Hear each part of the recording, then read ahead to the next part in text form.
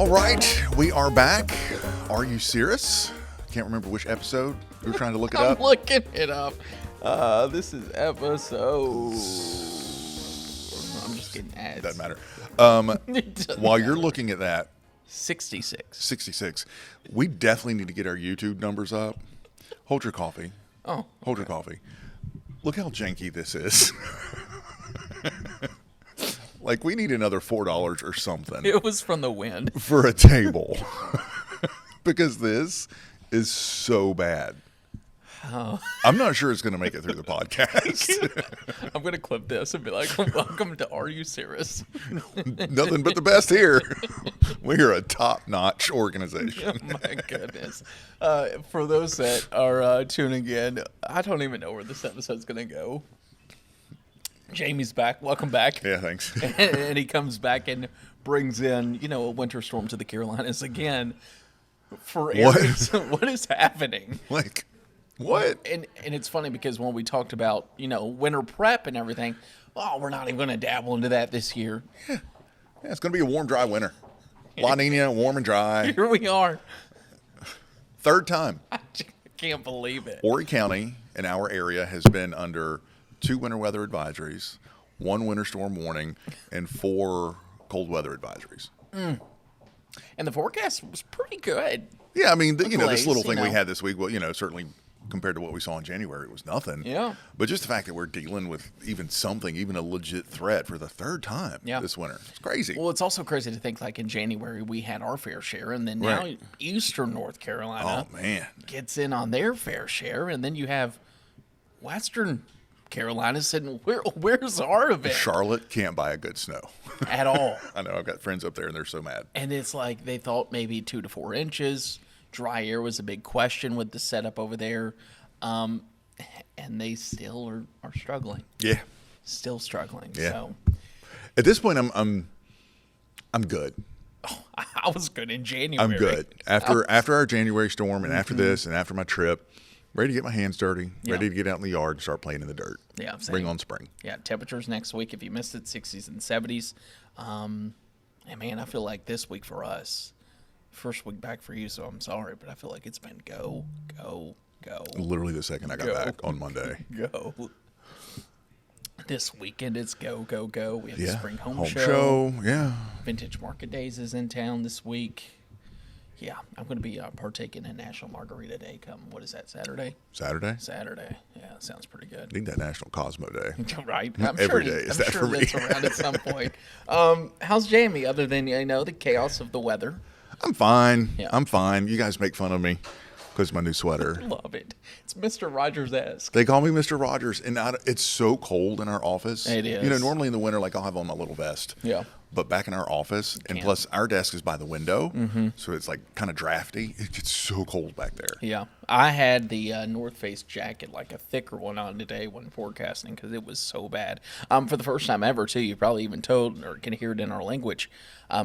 We're actually recording this the morning of the premiere, which is... Yeah, which is a little weird. Yeah, it is weird. It feels Yeah. weird to Yeah. be able to kind of date it a little bit. But yeah, obviously a little cold. Man, I'll tell you what, you were gone for the weekend vacation, and we'll get to that here in a second. But then you left, and the forecast did a complete 180. Yeah. We went from like sunny and beautiful, like the week where I was like in Disney. I was like, okay, it's not that bad.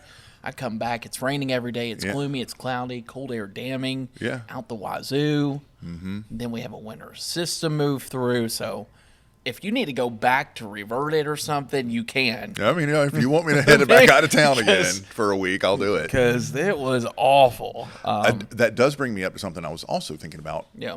last night, and just looking at some of the long-range forecasts. We've been in a somewhat predictable pattern Yeah. this winter, and I wonder if that carries into March. So January started warm, Yeah. got bitter cold, middle of the month, winter weather. Late January, early February, got warm, Yeah. middle of the month, Yeah. got cold, winter weather. Yeah. Warms up next week. Maybe the first couple days of March look kind of mild. Then it gets cold again mid-March. Wouldn't that be our luck? Yeah. I think it may be a late spring. I can get that, and I feel like we're in this pattern when you do look long range. every 6 to 7 days. Not just like a weak cold front, but a decent looking cold front. Yeah, there's still some.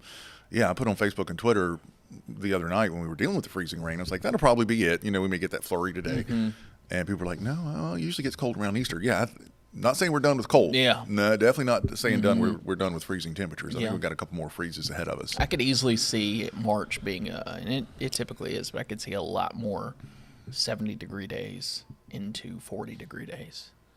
Big cold fronts coming through. Probably even some severe weather with those cold fronts. March too. is fun. So March is always fun. And then April, you just never know what you're going to get. Could just be rainy and unsettled all month, or could kind of continue the March madness, if you will. Which I do think, as we get to March Madness and basketball season, I know you're not a sports person, but we're going to fill out our perfect bracket for weather. So I'm going to create something. No, we didn't. We were going to, but we didn't. Oh, okay. So we'll do it. I'll make a bracket, and then people can fill it out too. Okay. And we can have some fun there. National Hurricane Center is tweeting out stuff about Tropical Storm Sarah. I was like, wait, what? What? They're doing reports. Their annual after reports. season reports. Yeah. Yeah. I was like, why are they tweeting? Yeah. So I was also be here before you know it. Speaking of names, I was looking at the Hurricane list. names. Yeah, I did too. Did you see which one's on there? Mm-hmm. So we're gonna have so much fun with it, Karen. Yeah. Karen. It's going to be a blast. I can picture the graphics already. Oh, the memes that are coming from Karen, especially if it's a big hurricane. Oh, yeah, it's going to be fun. Someone just screaming and then right. Hurricane Karen, big bold on the left. With the haircut. Yeah, it's perfect. Some familiar names on there, too, which that's approaching. Spring is also approaching. Before we get into the spring fever, we'll do questions. We got a couple questions. We don't have any in here, but we do have them on there. Let's go back to your passion, which is like going anywhere that's freezing cold for fun. Yeah. Tell us about your trip. It was amazing. That's a postcard. Is that not just? Yeah. So winter vacation. What is that, the Waccamaw? Yeah, right. Yeah, that's the Waccamaw. That's it. That is it. Right outside of Conway. Yeah. Winter vacation. It's my annual thing, and I try to go somewhere different. And I try to go somewhere cold, and I look for somewhere really snowy. And I've kind of done all the U.S. Yeah. Except for the Northeast. So I was like, you know what? It's time to take it international this year. So off to Canada I went. Flew into Calgary, which is the closest airport to get to the Canadian Rockies. Spent one night in Banff, which is top on your list. I was about to say, how was it? It was good. I don't know how many pictures you have in here. I think I put one of Banff. We got a couple photos for in you. Here. That's not Banff. Let's go back to that one. Keep going. Hold on. I liked Banff. Don't say it like that. I liked Banff. It was beautiful. Is this Banff? It's the city with. That's not Banff. No. I don't think I have Banff. Maybe I didn't send it. But you know me. Yeah. I'm not big on touristy spots. Yeah. And Banff is a little touristy for my taste. Yeah. Beautiful. Okay. Beautiful town down in the valley. And like when I say surrounded by mountains, I mean insane mountains. Okay. And every street you go down, you kind of look and there's towering mountains. It looks like a freaking postcard. It does. It's a postcard town, but it's also busy. Yeah. It's also touristy. Yeah. Which I don't, that's not really my vibe when I'm on vacation. So, spent one night in Banff. Says the guy who went to do the solar eclipse by himself with crickets. Whatever. Yeah. So, spent one night in Banff and then continued an hour and a half west of Banff to get deep in the Canadian Rockies because Banff actually is right as you get into the Rockies. And it's not very snowy. Yeah. Not very snowy in the town. It's very dry in Banff. The ski resorts around there on the mountaintops are snowy, but you know me, I had to get into the good snow. Do you know what the elevation of Banff is? Just estimate? 4,000 feet. Yeah. But very dry because they're on the east side of the mountains. So they get down sloping, it kind of dries it out. I wanted to be somewhere snowy. So went to a little town called Golden, which is kind of smack dab in the middle of the Canadian Rockies, about 150 miles north of the U.S. border. Beautiful. Yeah. So beautiful. It looks beautiful. Yeah, and then just spent a lot of time driving and hiking and exploring this, Lake Louise. That's on your destination of places to go. That's like Emily's number one spot she wants to visit. Again, Lake Louise, a little touristy. And if you go in the summer, Oh, yeah. They say it's impossible. You have to get a shuttle, and you have to have reservations and tickets. This is another reason I like to travel in the winter, because you don't have to do any of that. Yeah. Lake Louise is beautiful, but equally beautiful, and just by there is a place called Emerald Lake, and that's where I took this picture. And it's the same color as Lake Louise, but it's not as popular because it's a little off the beaten path. But same color water. Obviously, it was frozen. Walked on Lake Louise, walked on Emerald Lake, and then this was a little stream and a path and a little hiking trail up into the mountains. That's so beautiful. That I took, and just absolutely love that. Not to be confused too with Emerald Lake. The famous Emerald Lake in the United States is up in the Rocky Mountain National Park. It is, which you and I have both done the Emerald Lake. Love that place. Yeah. Emerald Lake in British Columbia is way better. Oh, I'm sure it is. Yeah. These photos are way better. I still like just looking at this. I'm like, what? So this is a road that takes you from Lake Louise 3 hours north to Jasper. Along the mountain ridge the entire time? Mountains the whole time, and it is called Icefields Parkway. And it takes 3 hours one way. So if you were to go up and back, it's described as the most scenic drive in North America. If you were to do it up and back, it would take 6 hours. But you're stopping literally every 5 minutes, because every turn you go around is just this insane view, these insane mountains. And then up in the valleys, you have glaciers. There's a bunch of glaciers along this stretch of highway. But you can see, again, this is why I travel in the winter. Look at that. Yeah, nobody. I walked into the middle of the street and took a picture. That's why I travel in the winter. I don't want to see people on vacation. How are they with fresh snow up there? They're having a dry winter, dry and mild winter. Thankfully, it snowed a lot before I got there. Yeah. So a lot of it was fresh. I mean, obviously there's a lot of snow on the ground, but they're only at about 60 or 70% of what they normally see in a winter. Oh, wow. Yeah. Yeah, they've had a dry winter, and they actually really need some more snow up there.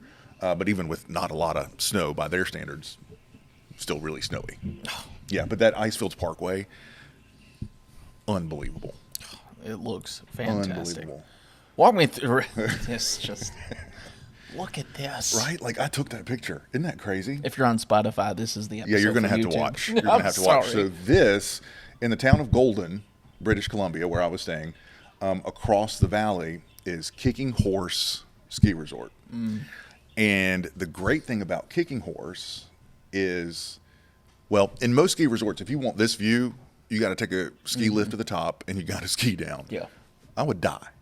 I would die. The great thing about here is you can take a gondola to the top. That's cool. You can pay for it. You don't have to ski back down. And at the top, there's a restaurant and a bar. Oh. It's called Eagle Eye, something. I don't know. Is that where your photo came from? Yeah, the one of me in the Cosmo. Yeah, that was it. That was literally taken from this restaurant. And you can get out and sort of walk around the restaurant and take in these views. It was you're about 8,000 feet elevation, which is unbelievable. And of course, we picked the best day to do it. Just bluebird skies. And here's what's crazy. So this is kind of across from the ski resort itself. But if you look at the ski tracks. People are skiing down that. There's no way. People are skiing down that. I've never seen such insane ski terrain in my life. And a lot of these people are getting dumped out of helicopters. Heli-skiing. It's the crazy thing up there. Get in a helicopter. Just jump out? You jump out of a helicopter and you ski your way back down. Heli-skiing is huge up there. But yeah, isn't that crazy? Also the perspective too, just because you know how tall some of these trees are. Yeah. That's a large mountain. Yeah. And the slope. And they just go on forever and ever and ever. Like, I've done the Rockies in like Colorado, that's Montana, Idaho, and there's prettiest view I've seen. It doesn't seem to be as consistent as this. Like just up there, that part of the Rockies, it just feels like it goes on forever. Every turn you go around, this was the view 360 degrees, just mountains for as far as you could see. That's beautiful. Absolutely beautiful. So is this where you stayed? Yeah, that's my cabin. And it had electricity. A little smoke, a little wood burning stove. Oh, it was so nice. So nice. And it's so peaceful. Just quiet. And this cabin sat on 6 acres. Couldn't see anybody. And there was a deer on the property. I was about to ask about wildlife. It's like you know where I was going. There was a deer on the property, sweetest little deer, and she would curl up and sleep underneath the bedroom window every night. So I would get up, I get up early, and it doesn't get daylight till like 8:30 in the morning here. Mm-hmm. So I would get up, it would still be dark, and I'd kind of peek out the bedroom window and tap, and she'd sort of look up at me and then get up and start her little day, pooping and eating whatever she could find. And we'd just spend the day. And then she'd go back to bed at night, right outside the bedroom window. One with nature. That's me. Jamie Arnold. That is me. Was that the last one? No, there's one more. Oh, there is? Yeah. What's the next one? What's this? Oh, yeah. I was obsessed with the trees. Mm-hmm. The snow on the trees. Just obsessed. Gosh. And the cool thing is, it's not like that everywhere. You only see trees like this covered, and you can see some of those in the distance there. Like, you can't even see tree. There's so much snow on them. You would only see this at the mountain tops or in like really sheltered valleys where the wind and the sun doesn't kind of shake it off and melt it off. So there were spots where you would be traveling and you would sort of go down in a valley or up on a mountain pass, and it would just be this as far as you could see. Yeah, it's beautiful. The snow on the trees. Yeah, it's beautiful. I wish I'd have sent more pictures now, but whatever. This is where you can plug your Facebook. They're on Facebook, yeah. So this does bring up a little fun little segment that I was thinking of. A little bit of a vacation, get to know you type situation. So we live in Myrtle Beach. Mm-hmm. You continue to go to the mountains. Are you a beach or a mountain person? If you had to pick. Every time I go on my winter vacation, I start looking at mountain property. Mm-hmm. Is that where you're going to retire?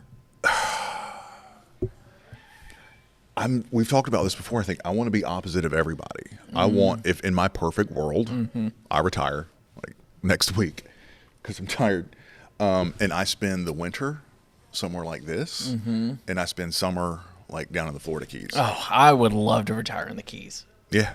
I don't want to be somewhere warm in the winter. I love my seasons. Yeah, love my seasons. I think I'm going to retire in a small town. Area, small town, mountain town, small town, beach. I love the mountains. It's probably my favorite of the two because let's be real, like heat and humidity summer, you're on the beach. Yeah. That's the downside. You get beautiful weather here, which is the plus, but forecasting mountain weather sucks. Sucks. So like in my previous market, it was all mountain forecasting.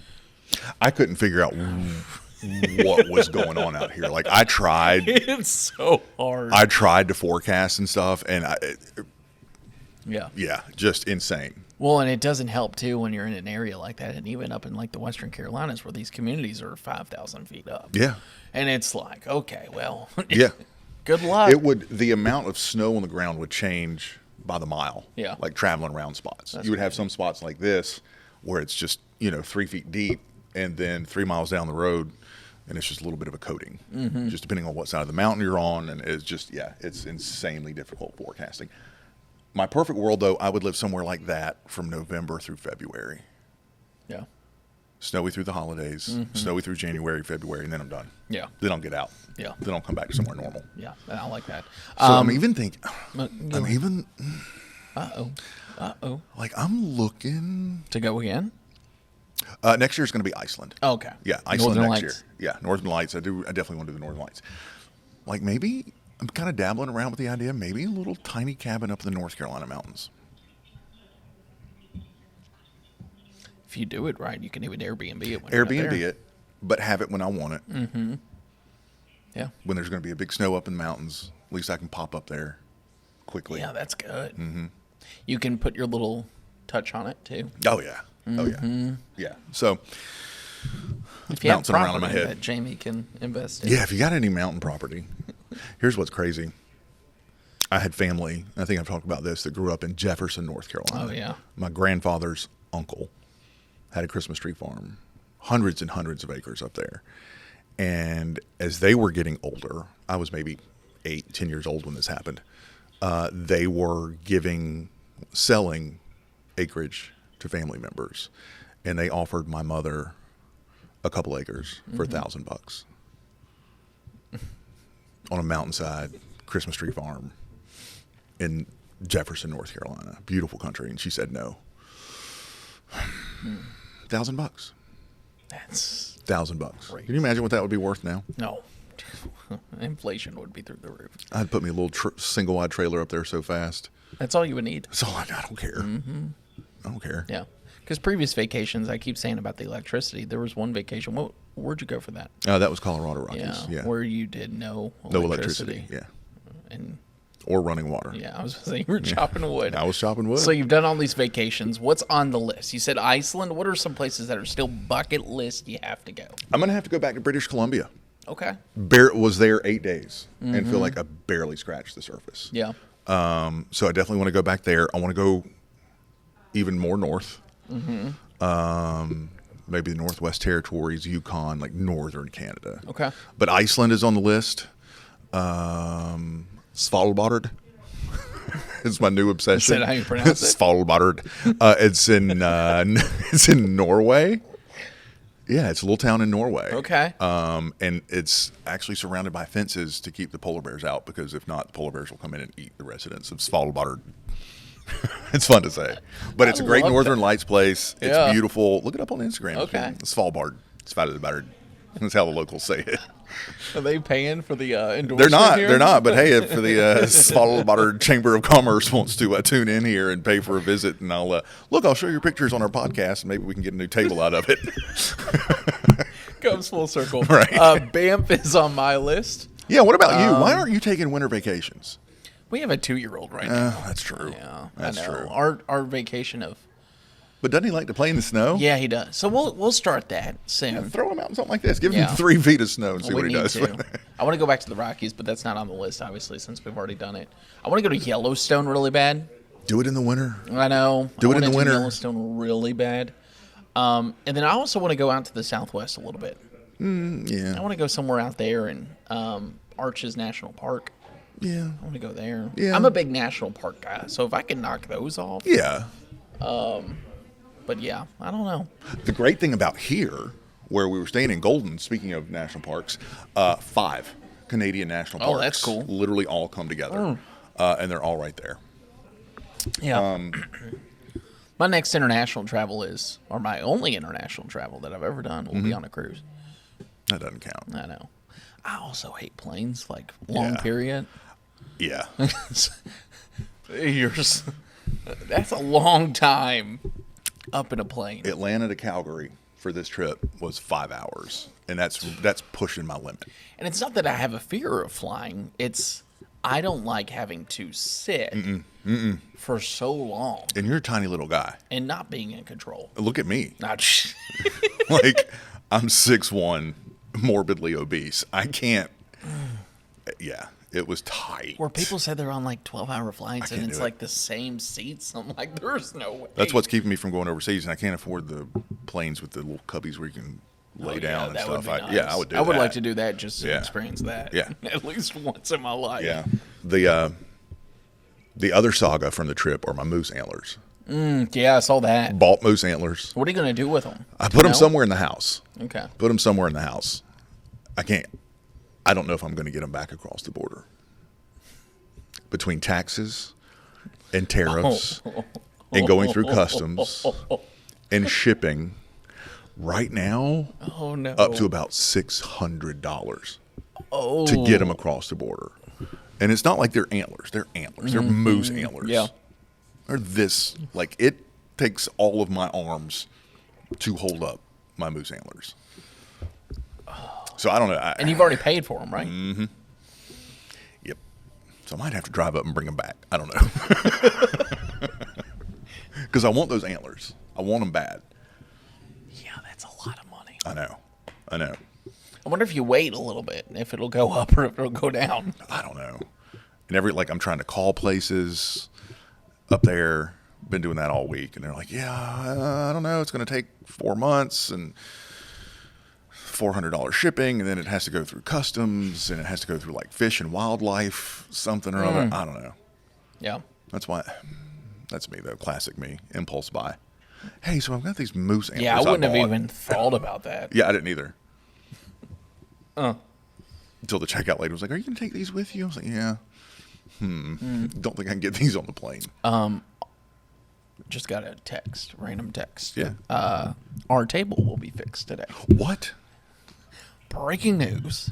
Sound the alarm.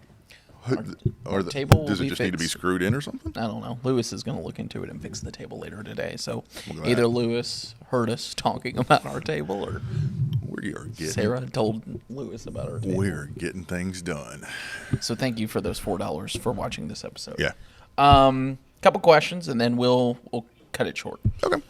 One came in from Steve. This was on Facebook. He asked me this, and I meant to put up a little text. You know those text posts that are doing well? Yeah.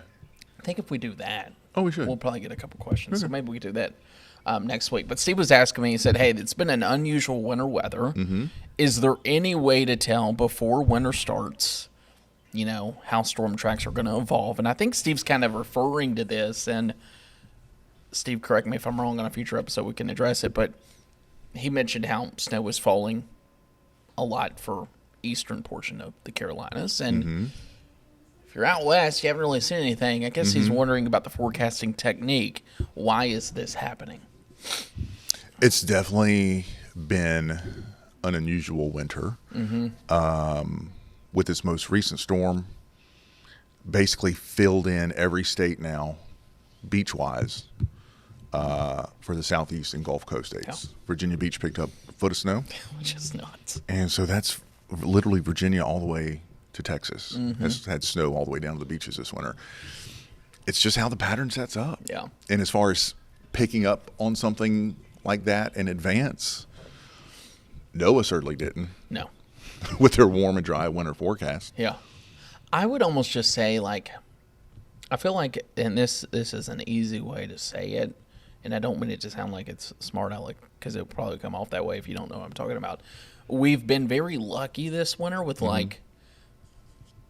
prefrontal systems coming through, or a initial blast of cold air that kind of sets in and digs in the cold air, which is then, and resulted, even for our January storm, dug that storm track even further south. So because we're kind of having multiple shots of cold air, I feel like portions in the Midwest and up in the north, they haven't even gotten a break from the brutal cold. It's just been one shot after another. And these have been powerful shots of cold air. Big shots of cold air. And as you mentioned, that does tend to force the storm track south. And it's not uncommon for sort of a general pattern to set up for maybe 6 weeks or 8 weeks or even longer, where it's sort of the same general pattern.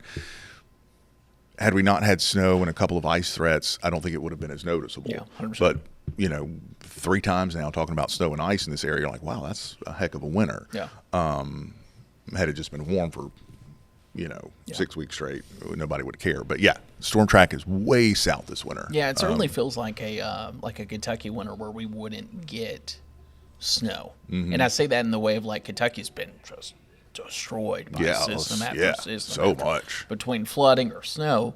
But if it's not an active winter in Kentucky, it's typically what we've had so far. They might have one big system and then some freezing rain. Yeah. It just feels like everything's just kind of been shifted further south for everyone. I don't think it's just for the Carolinas. Yeah, no, it's everybody, yeah. I mean, we had snow down in the Gulf Coast. Yeah, Dallas this week picked up its third snow and ice of the winter. It's crazy. Which is pretty wild for them too. So it has definitely been a winter. It's been fun.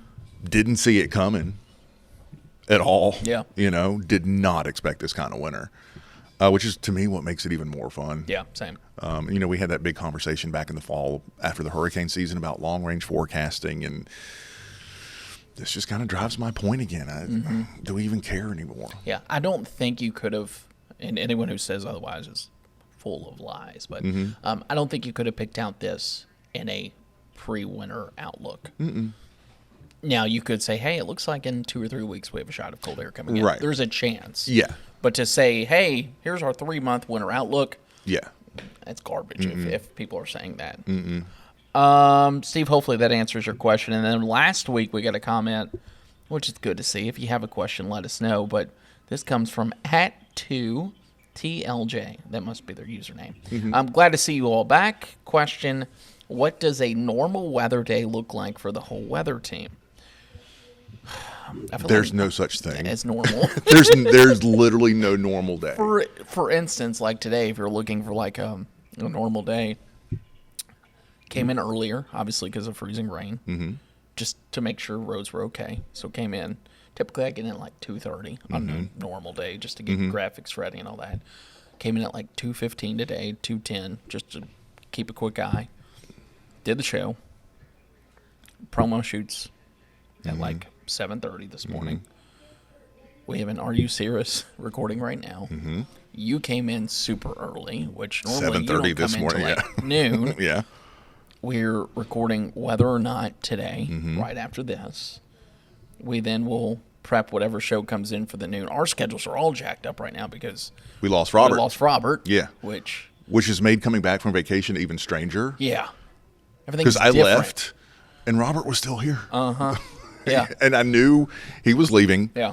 But came back, and Monday I was like, oh, I've got to do the 4 o'clock show today, which I'm not used to doing. So my whole schedule is, plus throwing on the winter weather risk this week, I don't know what normal is going to be. Yeah. We're just kind of doing what we need to do to get by. But you know what? I kind of love it. Same. I couldn't do a 9 to 5 day. Same. I couldn't. I love the variability. And I like how fast-paced it is. Like, even on a quiet weather day, at the end of the day, you still need to produce the graphics, the show, the forecast. And next thing you know, you look at the time and you're like, oh, man. I always say the newscasts are the easiest part of my day. 100%. Like, I look forward to the newscast starting, although you and I do things a little differently. Yeah. I go into the newscasts and I have everything done. Yeah. My social media is done. Forecast is done, graphics are done, and that way during the show, that's almost my break. Is during the newscast. Like getting on TV for 3 minutes, that's the easy part. It's everything that happens all day long before then that wears me out. Yeah. And I used to be really good about building stuff ahead of time. The problem with that is we used to have a lot of free time from 7 to 10 o'clock. Yeah. After the morning show. Yeah, we don't anymore. We don't have that free time anymore. So by the time, I do get some downtime, it's okay. What are we prepping for Are You Serious this week or for whether or not now? And it's just changed. So I come in and I get the forecast done and I will make sure the web story is up because I know there's people that click on that by like 4 o'clock. Yeah. Send the pushes out, radio, all that. But then at like 4:15, I'll start working on graphics. And I'll build in the order that I know the show's going to go. But by 6, I know I'm done. So 6 o'clock, 6 to 7 is my That gives me crazy anxiety. Don't worry, it does me sometimes you're too. Through an hour of the show still building. Usually I'm done building graphics by 5:45. Wow. And it's funny, every time I fill in for you, Lauren, and when Darion was still here, like during the newscast or the morning show, if I'm not on TV, I'm like having a sip of coffee. I'll have a muffin. Yeah. Kind of relaxed. That's my 6 o'clock hour. And they're always like, what are you doing? Like, why are you so calm? Why are you so quick? Andrew's just all over the place and keyboard's clicking away. Yeah. Like, I get everything done before the shows. Yeah. But, I mean, everybody has their own way of working. And I also think it helps, too, because you get to sometimes prep the night before. I do. And if I had that, it'd be a little bit better. Yeah. But quiet weather days, I'm that way 5 to 7. Even in the afternoons, though, I like to have my shows done, my graphic order, by like 3. I go on the air at 4. It's funny, too, because I know a couple other Mets, and I think you're more this way. You'd rather have your graphics done first. Yeah. And then you do the web story and all that. Yep. See, that gives me anxiety, knowing that I have to write paragraphs. And I'd rather know the story. I don't know. It's just weird. Yeah. It's crazy. No, I get it all done. But yeah, we don't have a schedule. No, we don't. We don't.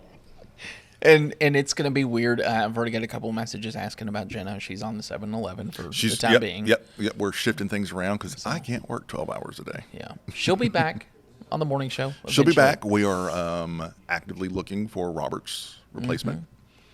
So, yeah. Which will be another podcast episode. Yeah, of course, whoever we get will be on here. We've got a new news director we're going to have to get on here. Yeah. Yeah. That'll be fun. That will be fun.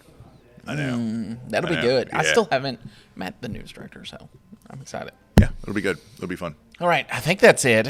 Next week we'll be doing an episode. Literally, we're planning as we go. Should be quiet. See. It should be quiet. Yeah, we'll do one. We'll see one. Yeah. As long as, 1, we get our table fixed, because I can't work under these conditions anymore. And 2, This is our whether or not tabletop. I know, isn't that awful? We take the tablecloth off and move it across the studio.